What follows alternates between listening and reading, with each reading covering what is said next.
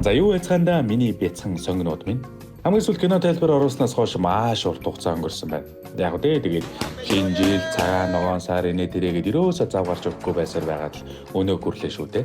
Энэ хугацаанд биднийг хүлээж урмын сайхан сэтгэлээр тэтгэж, үргэлж дэмжиж байсан нийт сайхан сонгинуудаа баярлалаа. Яста та нарын хүчин төлбий гэдэг хүн чинь комбек хийж чадлаа шүү дээ.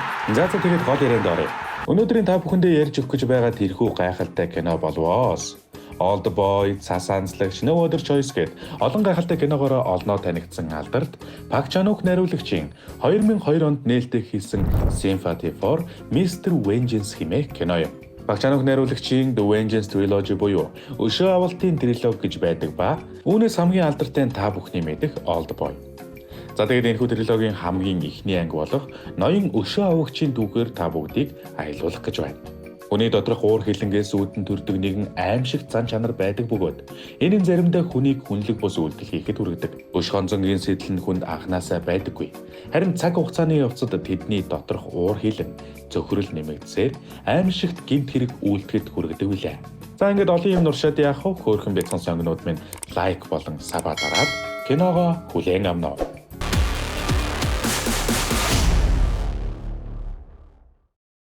Киноны мань гол дүрийг Рю гэдэг. Тэрээр хэлгүй бас сонсголгүй. Кино эхлэхэд Рю газар дээрх ганц эгчтэйгээ радио сонсоод сууж байх бөгөөд өөрөө ярьж чадахгүй тул эгчтэй хэлхийг хүсдэг бүхий л зүйлээ радио руу захидлаар явуулж. За манайхаар бол нөгөө захидлын хариу гэдэг нэг нэвтрүүлэг байдаг шүү дээ. Нэг тэрэн шиг юм шиг байгаа. Тийм хөтөлбөрөөр захиагаа уншуулж байдаг.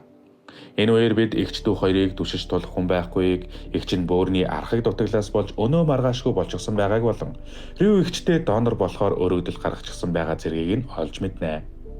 Үзэгдэл солигдоход Рю эмчтэй уулзаж байх бөгөөд эмчилгээний төлбөрийг төлж чадахгүй бол донор олддол түр гарчвэ. Өнөөрэ манай Рю амны хайрцаг маш сайн уншиж чаддаг шүү. Юуны чинь би A бүлгийн цустай вэ? Чи чинь цусны бүлгээ мэддэг юм уу? Гэх чи байна. Б бүлгийн цустай ойлгож байна уу? Б бүлэг. Эгчигээ эмнэлэг дэмжлүүлэх мөнгөгүй, дээр нь өөрөө донор болж чадахгүйгээ мэдсэн юугийн хувь ёстой л хөх тэнгэр хөмрөг шиг л болов. Ингээд эгчигээ гэртээ эмчилж эхэлнэ. Ядаж байхад мань хоёрын амьдардаг байр нь нилээн хуучны. Хан тааз нь баг бичээр хийсэн юм уу хаашаа. Хажуу хайвын айлуудынхаа дуу чимээ орж ирээд эгч нь унтчих чаддаггүй.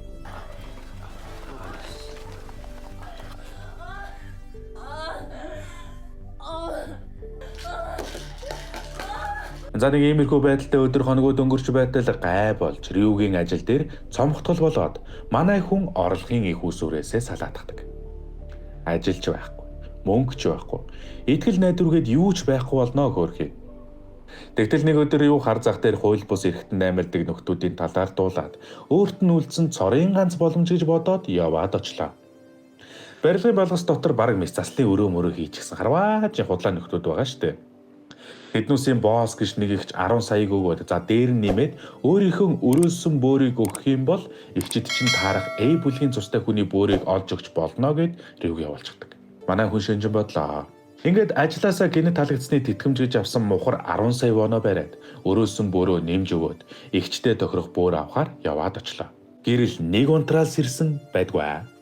Барилгын балгас дотор чармай шалдаг. Өрөөсөн бөөрөө үжээ авахулчихсан. Чаваста нэг ойдл мойдл хийсэн юм уу да нэг хам хумал нэг юм ойсон болцсон. Тэгээд яад маа төрхүүлчихсэн сэрнэ. 10 сая вончгүй, өрөөсөн бөөрчгүй, эгчтэй тарах донорчгүй, ёстой молиг модон чихэр цаашаал юм болно. Гүбэр цаанаасаа л ийм царайтай нөхдүүдэд итгэжл байдаг те. За. Ингээд 21 хоног өнгөрлөө. Баяр хүргэе. Ингэж хурдан донор олдно гэдэг бол 90 бусын зүйл байхгүй юу да. 7 хоногийн дараа хагалгаанд оруулна. За байц 5 өдрийн дараа яг 10 сая вон авчираад эмчилгээг эхэлж болно шүү. Гэхдээ сайхан байгаа үстэй. Өдгөө бүтлгөө мөнгөлөг тэр мөнгө чинь байсан бол эгчийг аварч чадах байсан юм шүү. Нэрээ энэ охин бол Рюгийн найз охин Ча юм ээ. За одоо зүгээр л Чагийн шүү за. Чагийн маань эрх чөлөөний нэг тийм анархист бүлэгмийн нилээн нөлөө бүхий гişүүл юм шиг байгаа.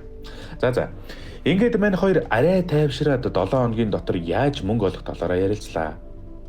Мөнгөө ямар замаар алдсан, яг тэр замаараа буцаан олж авцгаа гэж тохироод Рюг ажлаас нь халсан хуучин захирлынх нь охиныг барьцаалахаар болдог. Ингээд мань хоёр хуучин захирлын охиныг ажиглаж эхлэв. Энэ хүн бол Рюгийн хуучин захирал алдарч жүжигчин Сон Кахогийн тоглосон Пак Дон Жин гэх дүр. За одооноос зүгээр л Пак ах гэж явчих. Пак ах охиноо найзынхын гэрт тоглуулахаар аваад явж байтал өмнө нь яг Рютэй адилхан цомгтглоор ажилласаа халагдсан Фэй гэж нэг нөхөр гарч ирээд "Эхнэр хүүхэд минь идэх хоолгүй боллоо. Намайг буцаагаад ажилд авчгаач дээ. Хэрвээ үгүй гэх юм бол би амиа хорлоо" гэд хутаг гаргаж ирээд гидсээ хит зүсээд гинэ. Үүнийг нь харсан Пак ах гиндүүлээд хутгийг нь булааж авах гэж байгаад гараа зүсээд гдэг. Гурвалжин дөрвөлжин юм болж байгааг Рю Чагийн хоёр хараад гайхаастай. За тэгээд үзэгдэл солигдоход манай хоёр яаж игээд Пак ахын охин Юсоныг барьцаалчихсан байдаг. За одооноос зүгээр л охиногод явчих. Барьцаалсан ч гэжтэй аав нь ажилдаа завгүй байгаа. Би аавынхын туслах байна. Аав чинь чамайг манайд хэд хоног байлгаарай гэсэн байхгүй юу? Миний дүү ингээд ахыгаа дагаад явчихаа гэд аваад ирсэн байваа. Рюгийн их чинь ч мөн энэ үлгэрт нь итгэчихсэн охинотой тоглоод л байж байна. Мэдээж охиныг нь барьцаалсан гэдгийг аавд нь мэдгэдэхийн тулд охиног албаар уйлуулан байж зургийг нь дараад бид охиныг чинь барьцаалсан. Цагдаад хэлвэл охин чинь үхэн мөнгө өг инээ тэрэ гэж захиа бичээд охиногийн авч явсан тоглоомтой цуг аав руу нэлгээжээ. Зайлвал муу Пак ах захиаг нь аваад яг зааврын дагуу заасан газар товлсон цагта ганцаараа мөнгөө бариад очлоо. Энэ үеэр нэрээ Рюгийн игч дүүгийнхээ хувцсыг угаах гэж байгаад Рюг ажилласаа халагдсан талаар нь олоод мэдчихдэг. За тэгээд Пак ах товлсон газараа ирээ зогсож байтал Рю нууцаар араас нь гарч ирээд толгойд нь уут угуулж гэрлийн шонд хүлж орхиод мөнгөө аваад гэртээ ирэхэн тэр. Ийм амархан игчигээ эмчилүүлэхээс гадна доонорт зарцуулах хангалттай мөнгөтэй болсондоо баярлсан Рю охинотой зүг хүүхэлтэй үзээд сууж байтал "Игч усанд орж байгаа. Энийг танд өгчөөрэй" гэсэн.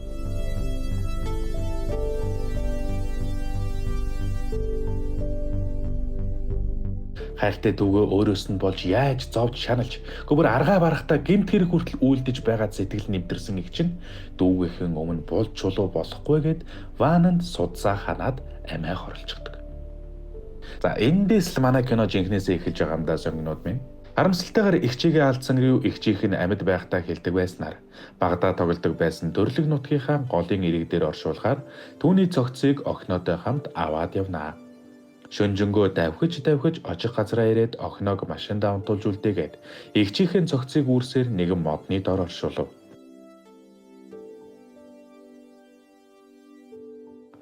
Энэ үеэр охиноо машинд ганцаараа сэрээд айсанда Рюг хайж хаасайгүй түүний нэрийг дуудан орилдог. Ингэж явсаар ашгүй Рюг олж хараад араас нь очих гэж хуучин гүүрэн дээгүүр гүйж байгаад хөл алдан гол руу унчихв. Охиногийн толгой голын уснаас нэг гарч ирж нэг далд орохдоо ахаа гэж орилсон ч харамсалтай сонсголгүй Рю яаж ч анзаархав.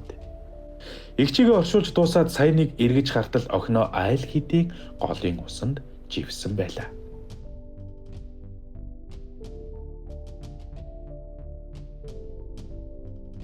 Ингээд үзэгдэл солигдож цагдаа нар ирчихсэн охины цогцыг олж аавд нь үзүүлжээ. Гэхдээ та нар бодоод үзтээ. Хорвоо дэлхий дээр хинээс ч илүүтэй хайрлаж байсан бяцхан охиноо хүйтэн голын усанд живсэн байхыг нь харсан эцэг хүний сэтгэлийг нэг бодоод үзтээ. Тэр хүн хинч гай болоогүй. Хэний ч дайсан биш. Чадлаараа даруухан амьдэрсэн. Охины үхлийн шалтгааныг олохын тулд заавал задлан шинжилгээгээр оруулах шаардлагатай болов.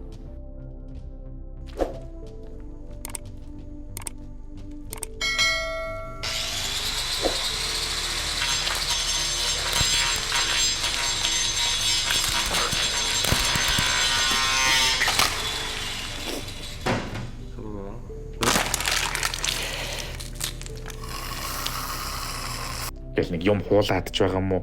Ясмаас хөрөөдөл мэдгүй.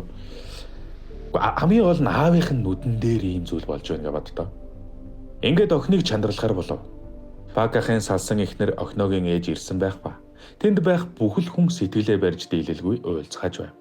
Саяхан л гараас нь хөдлөөд явж байсан охиноо нүднийхээ өмнө шатаалгаж байгааг хараад Пак ахын ихнэр тэсэж чадалгүй ухаан алдан танхимаас гарна. Яг энэ үйл явдлыг гаднаас Рюч мөн ажиглаж байлаа. Ингээд сэтгэл нэгэнд шулуутсан Пак ах охиныхон алуурчин цагдаа нараас төрүүлж олохоор өөрт үлдсэн бүхий л хөрөнгөө шавхан хувийн мөрдөгч хөлслөн хайж эхэлнэ. Мөрдөгч өөрт нь өш сансан хүн байгаа эсийг асуухад өмнө нь ажлаас халагдсанаасаа болж гизг үзээгээ хүлээж байсан фейк их ах хүү гинэт санан яваад очтол өнөөх нь ажилгүйдлээс болж мөнгөгүй болоод түүнээсээ болж гэр бүлээ тэжээх чадваргүй болсон тул гэр бүлээрээ пиццанд хор хийж идээд үхцгээсэн байв. Аз ууж тэр дундаас нэгэн хүү амьтай голтой байх ба шууд лимлэгт хүргэгддэг. За тэгээд Пак ах эрлээ үргэлжлүүлсээр эгчдүү хоёрын байранд иртэл Рю эгчийгээ амиа хоросноос хойш гэрээсээ нүсэн байв. Пак ах алуурчны мөнгө нэх хүээрээ явуулсан зурагны арын обойг гэртээ харьцуулж үзээд Рюг охиныхон алуурчин гэдгийг баттай мэдэн мөрдлөгөө улам эрчимжүүлж эгчт нь юу тохиолдсон 10 сая вон яагаад хэрэгтэй байсан зэргийг нь олж мэддэг. Гэсэн ч энэ түүнд нэг сонирхолтой байсангүй. Рюг олхол юм бол ална гэж өөртөө амладаг. Яг энэ үеэр эгчийгээ алдсандаа мөн адил өш сансан Рю Чагитай хамт өөрийг нь заллаад бөөрийг нь суулсан нөхдүүдийг алхаар төлөвлөн хайж байлаа. Чагигаар утасны жигсаалт гаргуулад байж болох бүхий л дугаарлуу залгасны эцэст азар нөгөө лөөвөрчдийг яг өмнөгшгөө хууль бус эрхтэн наймаалцах замаар олж авнаа. Чаги лөөвөрчтэй уулзаж одоо хаана бөгж байгааг нь олж мэдээд за би удахгүй мөнгө аваад ирнэ гэж худал хэлээд шууд Рю дээр очин байршлыг нь зааж өгдөг. Уур хилэн өшөө хорсолдоо автсан Рю шууд л нэгийг нь дагаж байгаад хаалга онгойлготой зэрэгцэн хар тарихаар нь хүнд төмрөөр хүчтэй зохин алдаг. Ингээд нөгөө лөөвөрчдийн бөгж буй газар ортол нөгөө босс игч нэг залуутай байж байх бөгөөд яг нэг хүүхний бөөрийг нь авах гээд ухаан алдуулчихсан тэр хооронд нөгөө залуу нь хөөрхий бүсгүйг хүчирхийлж байхтай тарна. Тэр залуу өмдөөч таталгүй Рю рүү дайрч эхний цохилтыг зогсоож чаддагч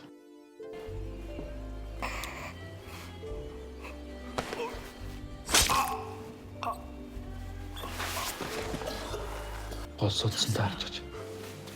Битгий суул. Багш минь ээ юу ч болоод байгаа. Хүүхэд нь гэр бүлийн бизнес ч юм уу нэг тийм л юм байсан юм шиг байна. За. Рүү үүдэн цохиж унагсан ихний хүнийг чирч оруулж ирээд нөгөө босс эгчийнүүдэн дээр толгойг нь бяц цохиж эхэлнэ. Энэ хооронд нөгөө босс эгч гартаа хурц мэс заслын хутга бариад босдгоо. Яг энэ үедээ зэрэгцээд Чаги жантайгоо мэн захиалаад хүлээж байтал хаалганы хонх дугуурлаа. Мэдээж энэ бол хоол хүргэлтийн хүн биш. Манай Пак ах. Чагиг дарбайтал нь хид цохиод сандал дээр хүлжигсэн. Өөрийнхөө авчирсан том зүнхнээс захилгаан төхөөрөмж гаргаж ирээд тэр хаана мэдхгүй. Хилээч новшоо. Мэдэх. Ингээд Пак ах Рюг хаан байгааг мэдхийн тулд Чагиг захилгаанд цохиулж тамлж эхэлнэ. Өвдөлтийн шоконд орсон Чаги өөрийн ирэхгүй шээс алдсан ч энэ нь Пак ахад нэг сүйдтэй санагдсангүй. Пак ах өрөөнд байсан Рю Чаги хоёрын охинотой авахсан зургуудыг хараад бүр ихээр өш хонцон буцалж байлаа. Чаги гэж нэг амтай голтой юм. Охиног алий гэж алаагүй маа. Уучлаарай. Бидний буруу. Гэтэ би нүгүг хэлье. Надад ямар нэг юм болох юм бол манай хувьсгалынхан ирээд бүгдийг чинь ална. Энэ хооронд Рю нөгөө лөөвөрчдийг бүгдийг нь зүйл дуусгасан ч өөрөө нэлээд хүнд шархавчаа. Тэгээд найз охин Чаги дээрээ яваад очтол айл хэдийн нас барчихсан. Цагдаа эмнэлэг шүүх гээд өчнөн хүн ирчихсэн байв. Хайртай бүсгүйг нь хэн алсныг угаасаа гадарлаж байгаа Рю шууд л Пак ахын байрны гадаа отолд хийв. Гэтэл эсэргээрээ Пак ах Рюгийн нуугдаж байгаа газрыг нь мэдээд ирчихсэн гэрт нь хүлээж байлгүй яах вэ? Өнөр энийг аимшигтэй зүйл олж мэдсэн нь нөгөө эвгүй царайтай босс авгаа байна да. Рю тэр авгааг алаад өөрийнх нь нэг бөөрийг сугалж гэртээ авч ирээд нэмгэн хэрчиж байгаа давсан дүрээд идчихсэн байвал яах вэ? За. Мань хоёр нэг нэгнээ орой болтол хүлээлээ. Аргаа барсан Рю шантраад гэртээ ирээд хартал өрөө нь гэрэлтэй. За дотор нь бүр түрүүнээс хойш алах гээд хүлээж байсан Пак ах унтаж байна. Рю шууд л хаалгаа онгойлгоод орох гэтэл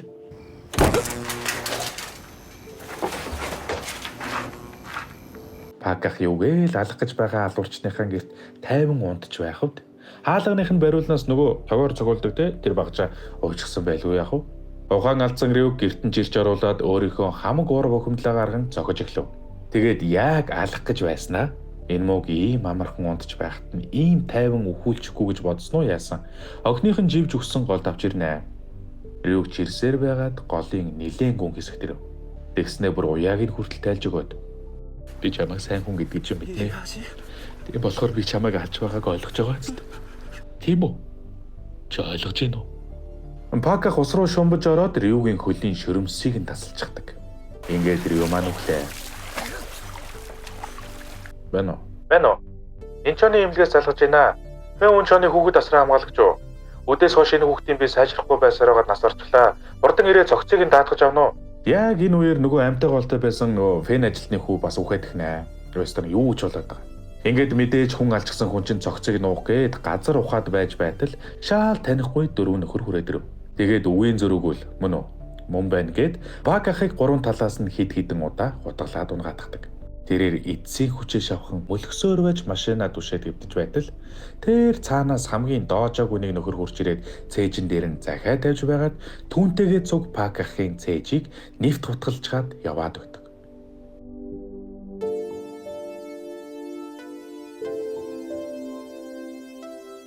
Энэ нөхдүүд бол нөгөө Чагигийн хилээд байдаг хувьсгал хөдөлгөөний гишүүд байсан ба Чагигийн өшөөг авсан нь энэ байв. Ингээд Паках Рюгийн мөчлөөд шууданд хийчихсэн цогцыг хараад эцсийн удаа охинтойгоо юм ярьж байна уу да гэмээр юу нь мэддэхгүй юм хэлээд амьсгал хурааж байгаагаар кино маань төгсдгөө. Яа. Ерөөсөө нэг тийм амар гаж аллаг гэмт хэрэг гарахгүй юм шиг байж байснаа. Киноны талаас нэлээд хойшоо цус нөж аллагаар бөмбөгдөөд бүр шаал өөр жанрын кино болоод хувирчдаг сонирхолтойж гэмээр амарч гэмээр нэгэн киног та бүхэндээ ярьж өглөө.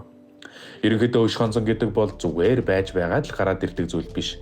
Бас өш хонцон гэдэг зүйл араасаа бас л өш хонцон өшөө авалтыг дагуулдаг гэдгийг харуулсан маш сонирхолтой бүхсний мах чангаруулсан. Бас магадгүй заримыг нь ойлуулж чадах кино байлаа. Ер нь та нар киногоо бүтнээр нь үзэх юм бол миний юу хэлэх гээд байгааг ойлгоно дөө.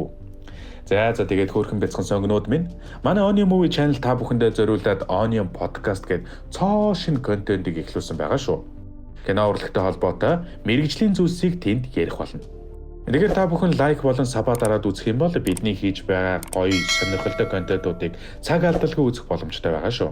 Та нарын дэмжлэг бол бидний дараагийн контентуудын түлхүүр юм шүү дээ. За тэгээд дараа уулзтлаа түр баяртай Onion Movie.